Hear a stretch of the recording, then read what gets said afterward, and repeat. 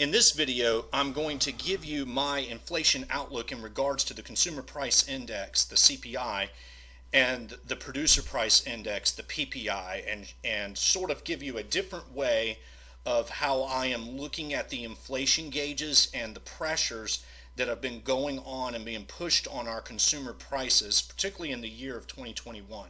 So first off, I want you to take notice that right here in column B, this is the CPI actual index numbers, and throughout 2020 the CPI increased by about 1%, which isn't to say very much compared to usually the historical norm, which was for the past 10 years been around 2%. And that was caused by the government pandemic shutdowns last year. So people stayed at home, they traveled less, they spent less, they saved more, and they lost their jobs, which deprived them of a means of income to spend more, and all of that had sort of downward pressure on prices. And so prices started to bounce back in June and July as the economy started to reopen up and the pandemic started to waver a little bit over the summer, but also because the Federal Reserve decided to inject huge amounts of liquidity into the system, and it increased M2 by huge amounts. And so now the M2 has increased by a total factor of about 33 to 35%, all the way up to, as of today, from the pandemic. And that money is essentially beginning to leak out into the economy, and we are beginning to see its effect on consumer prices. So for reasons that I'm not going to go into this video, when new money is injected into the economy, it does not right away increase consumer prices. It usually takes about a year or two for the effects to take place and see on the consumer prices, as first they hit earlier supply chains and then come down to the final demand, final consumer good prices. Milton Friedman was one of the first economists to notice this, or at least to publicize this, and he sort of paved the way for the monetarist thinking and really common sense realization that if you inject new money and you don't have a corresponding increase in the amount of goods coming out into the economy, you're going to see a higher prices on those goods.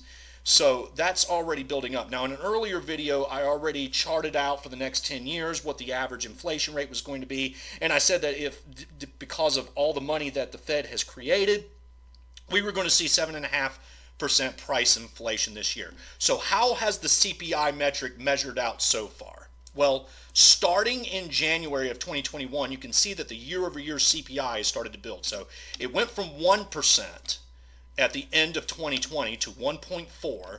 Now by March it had built up to over 2%, and now it has hit over 4% in April, and then finally it has reached nearly 5% in May. And these are seasonally adjusted numbers. The not seasonally adjusted actually had it hitting 5%. So that being said, I took the average of the CPI increases ever since the economy started to reopen, going way back to June 2020, which is about 0.4%, and also took the median change month over month of how much the CPI has increased, which is about 0.35%. And I've sort of tabled that out here. And I was like, okay, so what if we started continuing at this average rate for the rest of the year? And it shows that the inflation rate, the CPI, would reach a year-over-year rate of 5.5%. And I was like, okay, so what if we went by the median rate? And it showed that the CPI would increase by 5.2%, which is still very elevated and very high. Yet in an older video, I showed you through because of the increases in the money supply and debt, that we could be seeing as high as 7.5% price inflation. And indeed, I've tabled that out in column C, and the question becomes, why are we seeing such a difference? Well, one of the things is that in the past 3 months, we are seeing a huge amount of increases in the CPI month over month, much more elevated than what we were seeing in the past 7 or 8 months. And I believe this is because of all the money that the Fed printed last year is finally circulating out into the consumer goods economy now and is pushing up those prices, coupled with a reopening of the economy. So consumers are saving less and spending more. Now then, how do I get to this 7.5%?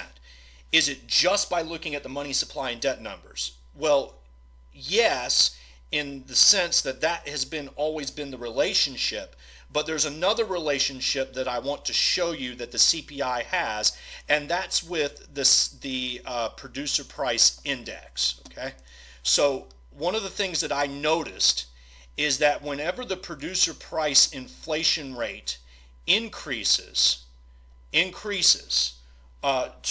starts spiking above a 10% annualized rate, it has a similar ratio effect on the CPI, and this has been since the year 2000.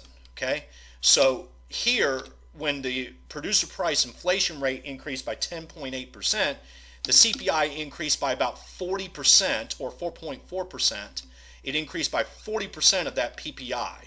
And then in 2008, when the producer price index increased by 17.4, the CPI spiked at 5.5, which was about 32% of the PPI inflation rate. And then in 2011, when the producer price index increased by 11.1%, the CPI increased by 3.6, or 32%. And then just most recently, the producer price index is at a whopping 19% inflation rate year over year.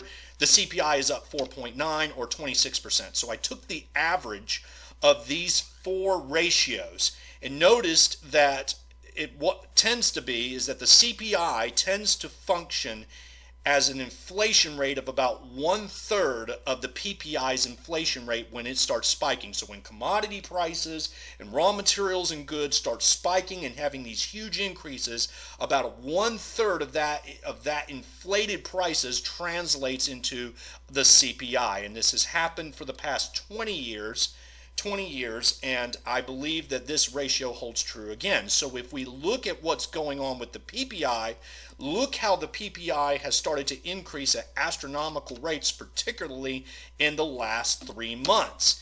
So I did the same thing with the PPI that I did with the CPI. I took the average and I took the median and I charted those out. And when we take a look at these two numbers here, and we average these two numbers, we get 22.8%, which is what what I'm charting the PPI to look like at the end of this year as far as year-over-year price inflation. And if you take that number, that 22.8%, divide by 3, you get an inflation rate of 7.6%, which coincidentally matches what I have been predicting that the inflation rate could build up to, assuming a 70% confidence level in the US dollar, which would still be a high confidence level in the US dollar, and all of that money and debt that has been coming out into the economy is starting to be realized in price increases, and then charted that out for the rest of the year. So those two numbers coincide very well and seems to be pointing to elevated price inflation. Okay, so the CPI and the PPI numbers are going to come out next week for the month of June, and that's going to be really telling to update my table. And so I wanted to give you sort of a forecast of what I'm seeing the CPI go up to. So one of the things that factors directly with the CPI and has a strong correlation is the producer price index final demand. Okay, so the prices of final demand goods for the producer price index tends to correlate very strongly with the CPI. So the CPI here is shown in blue. These are year-over-year inflation rates. The final demand producer price index is in red, and you can see that they trend very close together. Now look how high that producer price index for final demand has increased in the last 3 months. It is much higher than the CPI, and it seems to be pointing to that the CPI could spike over 6% in the coming months, which of course reinforces the whole narrative that I have been saying, that we are going to see elevated levels of inflation. These are here to stay. That, you can call this sticky inflation, sticky CPI index numbers. I think that might start catching on to a trend by officials that consumer price inflation is sticky, is sort of like a roundabout way to say it is here with us for some time. Now, saying that, what I have done is created a model here that sort of takes the relationship between the final demand producer price index and its effects on the CPI. And it tends to work out fairly well that they correlate, the month-over-month numbers tend to correlate pretty well with each other about 6 out of every 7 months. Okay, so 85% of the time, the producer price index and the consumer price index numbers, when you stagger back the producer price index by about a month or two, because you have to factor in that it takes some time for the producer price inflation prices to translate over into consumer prices, which is the final stage of the good being sold to market. 6 out of every 7 times, or 85% of the time, we tend to see that the final demand and the CPI come out very close to each other. And you can actually use this as a way to gauge what the future inflation number will be for the CPI. So that being said, let's take a look at the month of May for an example. Actually, I'll go back to March, okay? So based upon this forecast here, it was showing that the CPI should be about 2.6% year over year. This number is the actual real CPI number, and look how accurate it is. It says 2.6%. In April, using this model, it forecasted the CPI year over year to reach 4.3%, and the CPI reached 4.2. So that was very, very close. And then in May, it predicted the CPI to reach 4.9%, or predicted the CPI to reach 5.0%, and the CPI went to 4.9. So what is the model pointing to? Well, these are two different methodologies to arrive at the same forecast, but they're essentially pointing that the CPI rate is going to reach 5.3 to 5.2%. Okay, or that would translate into a month-over-month change of 0.8 to 0.9%. So that's a big, big number. And the big telling thing is because the producer price index increased by 0.8% in May. So this 0.8% is going to come flowing out, I believe, into the June numbers that will be shown on Tuesday, 8:30. So I'll do an update to this to see if I'm right or not. And hopefully, well, not really hopefully, but confirm possibly my forecast that we're going to see a year-over-year inflation rate of 5.2. Now, despite the fact that we're going to see this huge month-over-month jump, the CPI is only going to increase year-over-year by 0.3%. And the question becomes, why are we seeing such a short jump here? And the answer is because back in June we saw these huge push-ups in inflation when the economy started to reopen and the initial injections of monetary liquidity started to come out into market. People have been saving money for the past 3 months. They decided to spend it here. So that's going to keep the year-over-year inflation rate suppressed for the next 2 to 3 months. But if we start seeing these elevated trends continue, we're going to see the inflation rate pick up in September, October, November, and December, and could possibly get up to 6 to 7 to 8%. But more than likely, we will see at minimum, an inflation rate pick up of about 5 to 5.5%. And so either way, we're going to see higher inflation for the year, and I think that's going to have ramifications inside the investment markets and our economy and forecast, as well as interest rates, as well as the price of gold and silver, precious metals, and commodities. And I'll go over those in future vids. But right now, this is what I'm seeing in the inflation rates going on.